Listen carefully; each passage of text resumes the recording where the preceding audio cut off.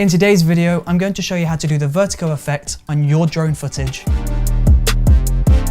And it's really important when you're shooting your drone footage to make sure that you're traveling in a specific direction. So you want to be traveling forwards towards the horizon, or you want to be traveling backwards away from the horizon. It's super important that there is obvious camera movement within the drone shots. Now, once you've ensured you've captured the right drone footage and it's ready to go inside of Adobe Premiere Pro, we need to go and create some keyframes to generate this movement. So if we go up to the motion tab and we'll pull the header towards the end of the video, create a keyframe on the scale and the position, pull this back to the very beginning and increase the value of the scale up to around 130. If we play this back, you'll see that this has just accentuated the camera movement pulling back. So to create the vertigo effect, we need to swap these around.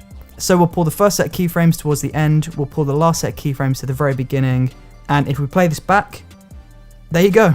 That is the vertigo effect completed. It's really simple and really easy, and you only really need to know about keyframing to do this effect. If you enjoyed watching this video, then please do let me know in the comment section below, and don't forget to subscribe by pressing that circle icon up there. And also, don't forget to check out the previous video by clicking this rectangle icon just down here.